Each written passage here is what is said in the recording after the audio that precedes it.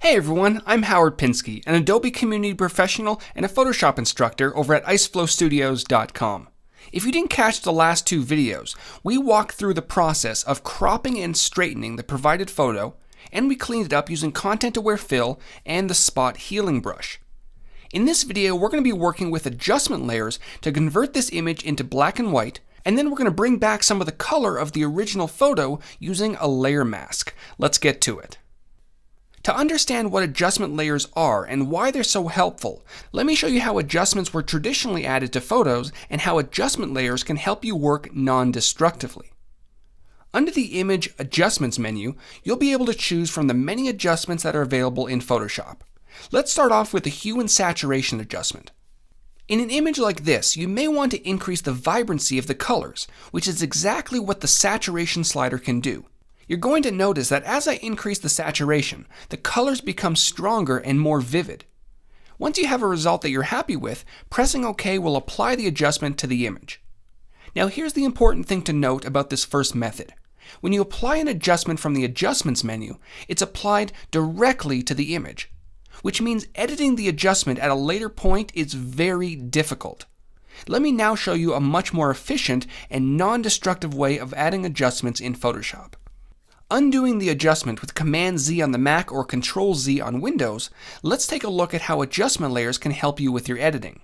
At the bottom of the Layers panel, the fourth icon will reveal the adjustment layers, which contains many of the same adjustments that you saw under the Adjustments menu. This time, when you select the Hue and Saturation adjustment, it's added as a separate layer, and you're able to customize it to your liking in the Properties panel. Just like before, I'm going to increase the saturation to boost the colors.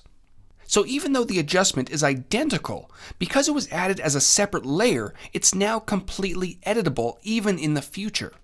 Adjustment layers can be easily edited by simply clicking on the adjustments icon, or it can be even deleted if your vision for the edit changes later on. This would be very difficult, if not impossible, using the method I showed you a moment ago. So now that you know the advantage of using adjustment layers, let's add one more, this time the black and white adjustment.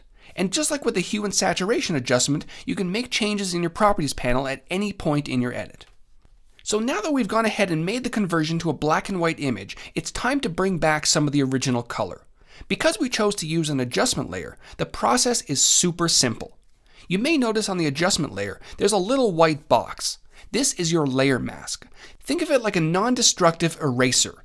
Layer masks allow you to hide or reveal areas of your layer without ruining the original pixels, and it uses black and white to define visibility. Any part of your layer mask that is white will remain visible, while anything that is painted black will become hidden. So grab your brush tool, shortcut key B, and make sure that the foreground color is set to black, which can be set at the bottom of your tools bar to the left. Once that's set, painting on the layer mask of the adjustment layer will hide the black and white adjustment, bringing back the color of the original layer.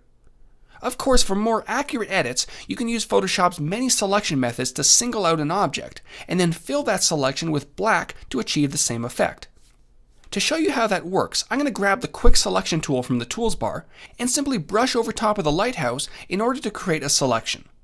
As I'm doing this, Photoshop is intelligently guessing what it is that I'm trying to select and expanding the selection accordingly.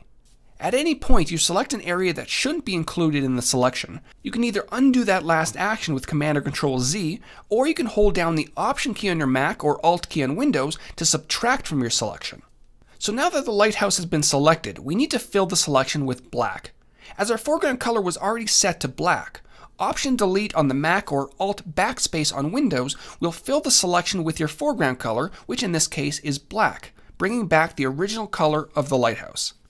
And again, because we're now using adjustment layers, changes can be made at any point in your edit. For example, if you wanted to tone down the saturation a touch, you can simply click on the Hue and Saturation adjustment layer, and then back in the Properties panel, the adjustments can be made. You can even shift the hue slider to change the color of the lighthouse completely. Now that our document has a few layers involved, it's very important that the document is saved as a PSD. This will ensure that you can easily make changes in the future. When you save it as a PSD, all of your layers, including your adjustment layers, will be there next time you open up the document. Command or Control S will save your changes. And that's a look at adjustment layers and layer masks in Photoshop and how they can help give your photos unique effects. And best of all, these techniques are completely non-destructive, allowing you to make changes at any point in your edit. To finish off this short series, in the next video, we're going to take a look at adding a logo to your image, a bit of text to give it some personalization, and then we're going to save it so you can share your creation with the world. Thanks for watching.